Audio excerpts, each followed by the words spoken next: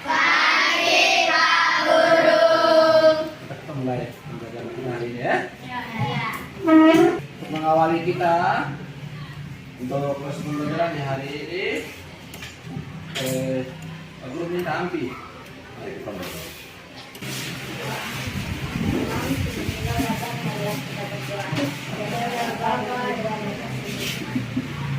Bapa kami yang ada di surga, dimuliakan namamu, datanglah kerajaanmu, jadilah kehendak-mu di atas bumi seperti dalam surga. Berilah kami rezeki pada hari ini, dan ampunilah kesalahan kami, seperti kami mengampuni dosa pada kami, dan jangan masukkan kami ke dalam kegelapan, dan bebaskanlah kami dari jahat. Amin. Dan dalam Bapa dan Putra dan Roh Kudus. Salam kepada Pak Guru, mulai. Selamat pagi Pak Guru. Selamat pagi semua, makan dulu. Baik, bagaimana kabar hari ini? Baik? Baik. Nah, Tuhan, hari ini kita bisa ada semangat untuk kita proses pembelajaran di hari ini. Ketua kelas, ini siapa yang tidak masuk? Lady kemana? Berangkat. Baik, berarti Lady saja yang tidak masuk. Kemarin hari Sabtu, siapa yang tidak masuk? Patia dengan Andor. Baik. Kita hari ini konsentrasi ke depan. Kita mau ketemu lagi, kita akan belajar terkait dengan proses pembelajaran bahasa Indonesia. Sebelum kita proses pembelajaran, kita perlu mau tanya dulu, perlu bertanya dulu terkait dengan proses pembelajaran yang kemarin kita sudah lakukan. Mari kita bertemu, kita belajar tentang apa? Dongeng atau baca apa? Puisi. Jangan boleh di sini tadi tulis dongeng, dia belum belajar. Ya, kita kemarin minggu lalu kita bertemu terkait dengan proses pembelajaran menulis puisi. Bapak Guru akan menanyakan satu dua pertanyaan terkait dengan proses pembelajaran yang kemarin. Julio, maksudnya puisi itu apa? Kumpulan kata-kata yang ada kita bilang unsur-unsur dari puisi atau ciri-ciri dari puisi. Kalau kita belajar puisi itu ada ciri-ciri dari puisi. Jadi katakan puisi itu seperti ini. Kenapa dibilang ciri-ciri? Karena dia terdiri dari puisi terdiri dari apa? Nyong, rantai berapa? Ciri-ciri puisi, baris dalam puisi atau baris memiliki baik, memiliki lima. Iya. Nah, itu kita proses pembelajaran pada hari kemarin. Tapi pada hari ini kita akan belajar terkait dengan bagaimana kita melihat dongeng. Kita belajar tentang cerita dongeng. Kita mengidentifikasi bagian-bagian daripada dongeng. Baik, semua perhatikan di sini. Jadi hari ini kita belajar terkait dengan itu dongeng. Jadi kita perlu berharap bahwa nanti setelah kita proses pembelajaran ini selesai, kita dapat menjelaskan pengertian dari dongeng. Terus yang kedua, kita juga bisa menjelaskan ciri-ciri dari dongeng. Tadi kan kemarin kita sudah belajar tentang ciri-ciri dari apa? Puisi toh? Sekarang kan kita nanti belajar setelah selesai ini kita tahu ciri-ciri dongeng itu begini. Terus yang ketiga, kita dapat menjelaskan jenis-jenis dongeng. Terus yang berikut, nanti setelah itu kita belajar dia punya pengertian. Nanti setelah itu baru kita lihat video kembali lagi, baru kita sudah bisa mengidentifikasi bagian-bagian yang ada dalam dongeng. Dan yang terakhir, kita melakukan diskusi. Kita bagi kelompok, kita diskusi Dan masing-masing kelompok dia mempresentasikan dia punya hasil yang dia kerjakan. Baik, kita lihat. Legenda bawang merah dan bawang putih. Pada zaman dahulu kala, hiduplah seorang putri yang bernama Bawang Putih. Tak lama kemudian, ayah Bawang Putih menikah lagi dengan seorang janda beranak satu. Mari kita panggil anak itu dengan sebutan Bawang Merah. Sungguh malang nasib Bawang Putih, karena tak lama kemudian ayahnya pun meninggal dunia. Pada suatu hari, saat Bawang Putih mencuci pakaian di sungai, tanpa diketahuinya, selendang kesayangan Bawang Merah terhanyut. Bawang Putih pergi mencari selendang. Ternyata selendang yang selama ini dicarinya ditemukan oleh sang nenek. Maka nenek itu mengembalikan selendang yang dicarinya, juga menambahkan sebuah hadiah.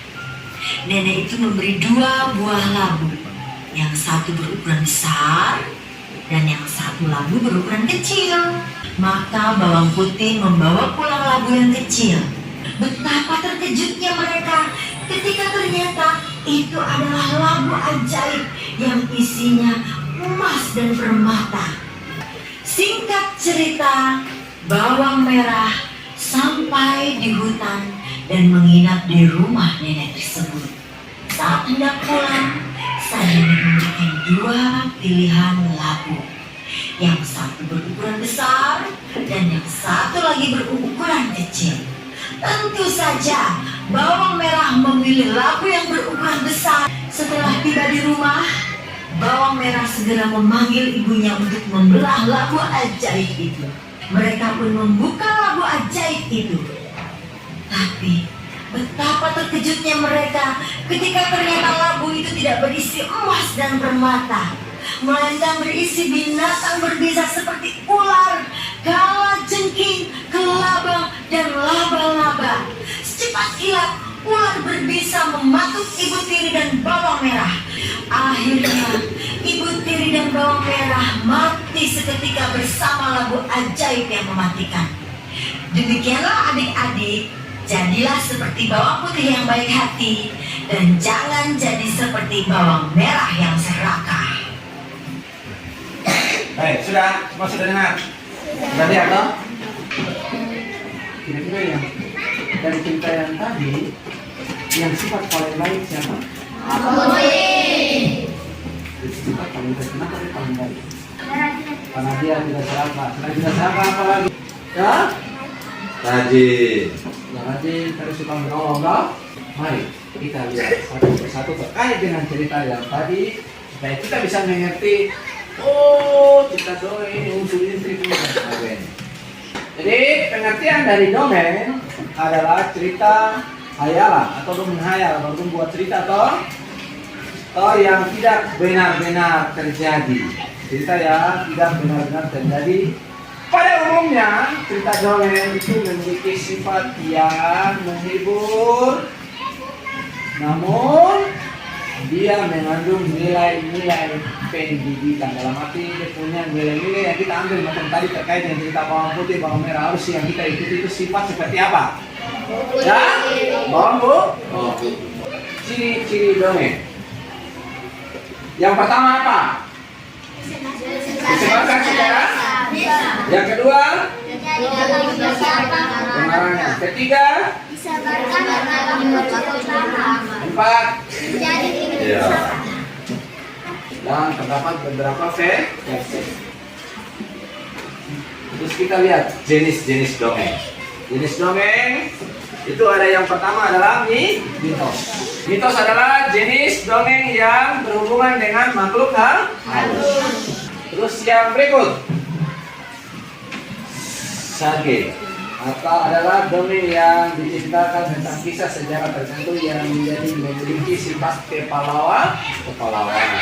Yang berikut fabel. Fabel itu yang cerita dongeng itu tentang kehidupan hewan yang dia berperilaku seperti manusia. Terus yang berikut legenda. Legenda itu adalah jenis dongeng yang dipercaya oleh penduduk setempat bahwa cerita tersebut benar-benar terjadi, namun tidak dianggap sakral. Kita masuk dengan unsur-unsur implisit. Yang pertama adalah tema. Jadi tema merupakan gagasan maupun ide utama yang mendasari suatu cerita dongeng. Yang kedua, dia punya latar. Latar adalah keterangan mengenai tempat, waktu, dan suasana terjadinya peristiwa yang diceritakan. Yang berikut, alur. Alur atau orang bilang plot. Alur itu dia punya jalan cerita. Jalan cerita. Alur adalah urutan-urutan dalam cerita yang ada dalam cerita dongeng. Yang berikut, Tokoh. Tokoh adalah pelaku yang ada dalam cerita tersebut, dia menjadi peran. Kita lihat yang berikut. Penokohan atau orang bilang Oke. Di sini. Penokohan atau orang bilang karakter adalah penampilan beberapa tokoh dengan watak dalam sebuah dongeng, baik sifat karakter maupun kondisi tokoh. Terus yang terakhir kita lihat dia punya amanah atau dia punya pesan-pesan moral atau pesan-pesan yang baik ada dalam cerita tersebut. Baik, Pak Guru kira cukup. Sebelum Pak Guru kasih tes, Pak Guru kalian harus yang tidak mengerti atau yang belum jelas ditanya alhamdulillah.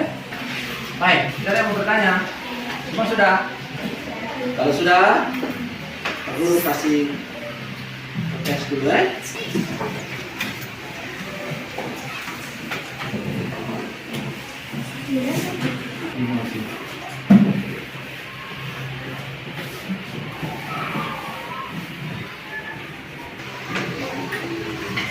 Baik, perhatikan di kita punya lembar kerja, di situ tulis Anda punya nama, kelas, hari, tanggal, hari ini ya.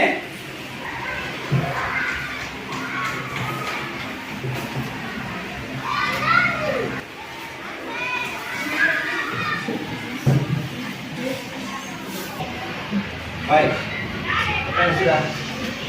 Sudah bisa begitu.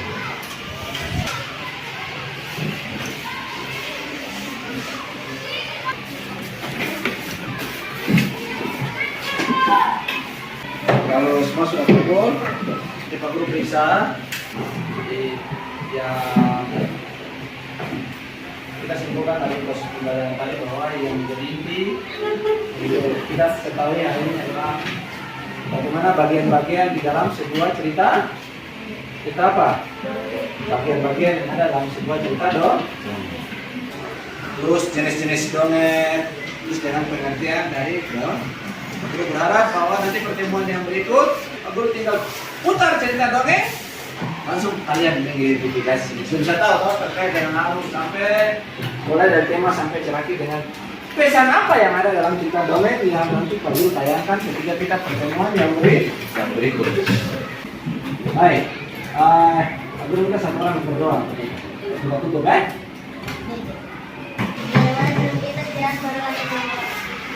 Bapa dan Putra dan Roh Kudus. Amin.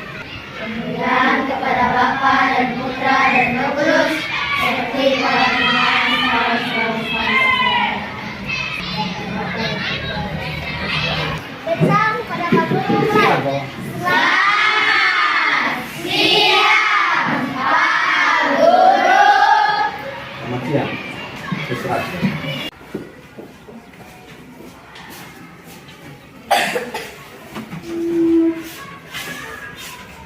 Baik,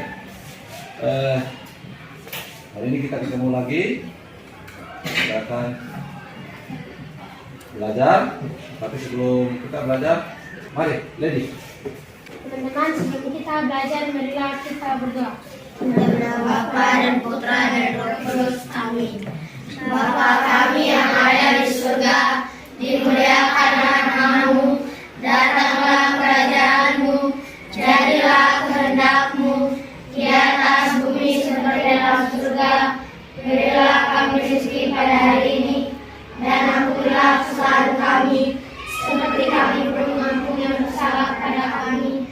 Dan jangan masukkan kami dalam cobaan, tetapi bebaskanlah kami dari yang jahat. Amin. Bapa dan Putra dan Roh Kudus. Amin. Beri salam kepada Pak Guru, mulai.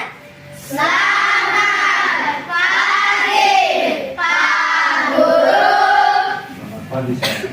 Baik, anak-anak sekalian, hari ini kita masih melanjutkan kita punya proses pembelajaran yang kemarin terkait dengan bagaimana kita melihat tentang cerita dongeng. Dan pada hari ini kita akan melanjutkan pembahasan kita yang kemarin, yaitu bagaimana kita mengidentifikasi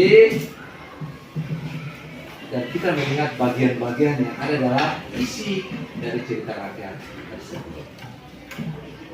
Aku berharap bahwa setelah kita melihat dan menonton video yang Pak Guru putar, kita bisa mengidentifikasi bagian-bagian yang ada dalam cerita sebuah dongeng. Setelah itu, Guru berharap setelah itu semua nanti Pak Guru bagi kelompok, masing-masing kelompok juga akan maju, dia mempresentasikan hasil yang dia kerjakan sesuai dengan apa yang dia amati, apa yang dia lihat dalam sebuah video. Toh? Kalau itu setelah kita proses pembelajaran nanti, kita bisa mengidentifikasi bagian-bagian dari cerita dongeng, dan yang kedua kita bisa maju dan kita bisa menyampaikan kita punya hasil kelompok kepada teman-teman yang lain, kelompok yang lain, dan juga Bapak Guru. Sebelum Bapak Guru putar, kita punya video dan Bapak Guru bagi kelompok mekanismenya. Bapak Guru tanya dulu terkait dengan pembelajaran yang sama. Apa itu cerita dongeng? Ya, cerita alam atau cerita fiksi, cerita yang benar-benar tidak terjadi. Ya. Kita melangkah kalau jenis-jenis dongeng. Jenis-jenis dongeng seperti apa? Fabel, mitos, apa lagi? Sage, legenda. Itu ya dimaksud dengan jenis-jenis dongeng. Kita lanjut ke ciri-ciri dongeng. Ya, disebarkan secara lisan. Selain itu apa lagi? Disebarkan dalam waktu yang lama. Ya, disebarkan dalam waktu yang lama itu. Dan apa? Ya, tidak diketahui siapa pengarangnya. Terus yang terakhir kita lihat adalah unsur-unsur intrinsik dari dongeng. Adalah sebuah bagian-bagian yang dia membangun suatu cerita. Di antaranya ada tema, apa lagi? Latar. Lalu. Ya. Dan itu kemarin sudah tahu? Kemarin masih ingat? Ya. Hari ini aku akan memberikan gambaran sedikit terkait dengan bagaimana kita mengidentifikasi unsur-unsur instrik dari sebuah dongeng. Sebelum Pak Guru sampaikan video, baru menjelaskan tentang kerja. Pertama Pak Guru nanti bagi kelompok, kita bagi menjadi 5 kelompok. Kita bagi 5 kelompok. Sesudah itu Pak Guru bagi kita punya lembar kerja.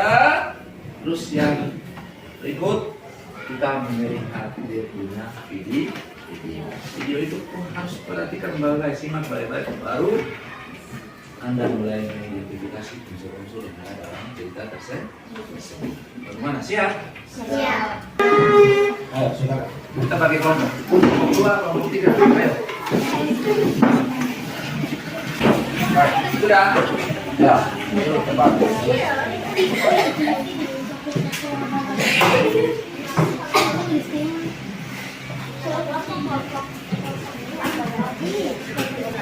lihat di situ nama kelompok. Jangan lupa tulis kelompok dan nama-nama Anggota. anggota. Jadi dalam video kita lihat dan kita temukan dia punya unsur-unsur intrinsik dalam cerita dongeng. Ya.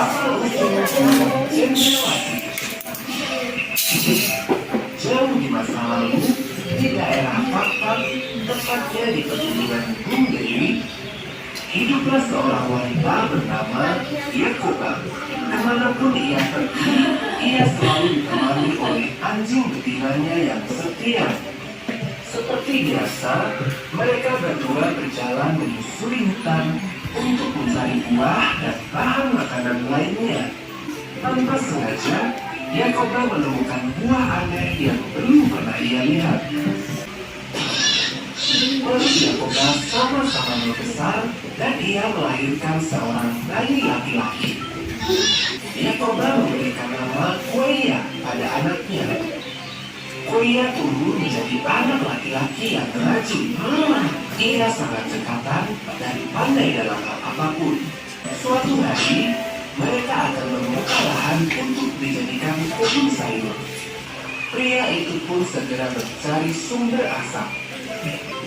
Koya pun mengajak pria tua itu pulang ke rumahnya. Tak lama kemudian, mereka pun tiba di rumah. Mereka bertiga pun akhirnya hidup bersama. Keluarga kecil itu pun kian ramai oleh kelahiran 3 saudara Koya. Koya kini mempunyai 2 adik laki-laki dan 1 adik perempuan. Kedua adik laki-laki Koya merasa iri padanya. Tiba-tiba, kedua adik Koya menyerangnya. Mereka bertiga pun pulang meninggalkan Koya. Maka, Koya pun meminta benang dari kulit pohon dan bermaksud untuk membuat sepasang sayap. Adik bungsu Koya tidak tega melihat ibu mereka sedih. Ia pun mengatakan yang sebenarnya telah terjadi. Sang ibu pun segera mencari Koya.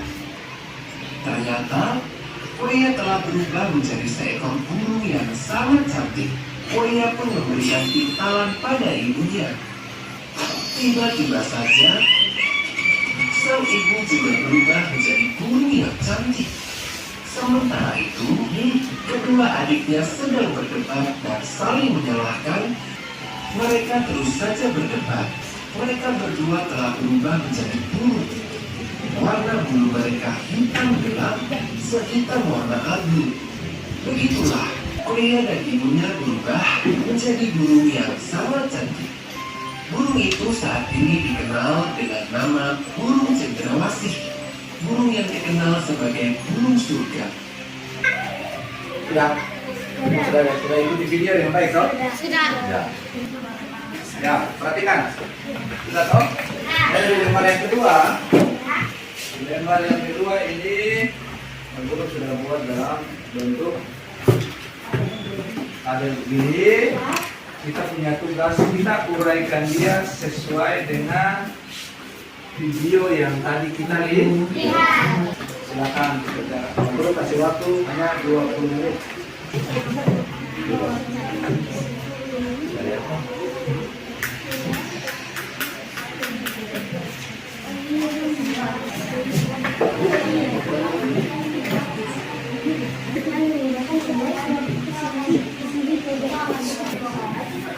Baik, sebelum kita kumpul, kita presentasikan langsung baru dulu. Ya. Kita mulai dari kelompok 1. Semua sudah tahu? Sudah. Teman-teman, saya akan mempresentasikan hasil karya dari kelompok 1. Tema asal usul burung cendrawasih. Latar waktu jauh di masa lalu dan kata tempat di hutan. Alurnya alur maju. Tokoh Yakoba, anjingnya Koya, 2 adik laki-laki, 1 adik perempuan, pria tua dan anak anjing. Pengetahuan Koya bekerja keras, 2 adik laki-lakinya iri, Yakoba baik dan adik perempuannya baik dan jujur. Amanat, semua perbuatan akan ada balasannya. Iya, semua perbuatan. Terima kasih. Ya, kita berikan aplaus sama kita. Yang berikut kelompok 2.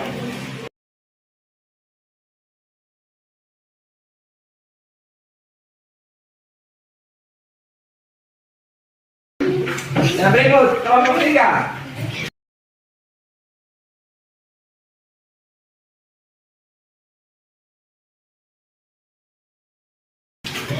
Kelompok 4.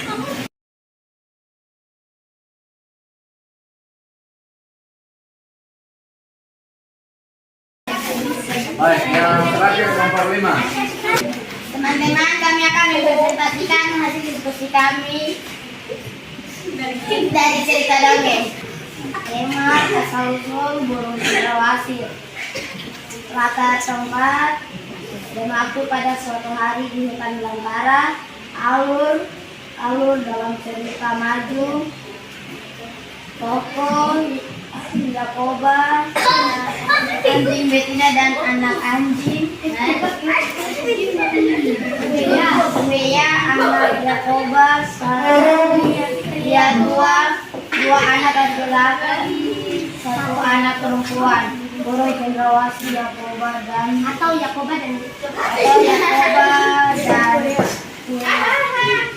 penangkapan Yakoba baik dan perimanan. Buaya baik hati berbagi. Yang tua atau paman baik. Dua anak laki-laki jahat, satu anak perempuan baik dan berani. Amanat urusan moral. Semua perbuatan akan berhasil jika kita tidak iri dengki dengan sesama kita, dan kita akan berhasil jika kita tidak iri dengki. Iya. Jadi Pak Guru akan memberikan nilai.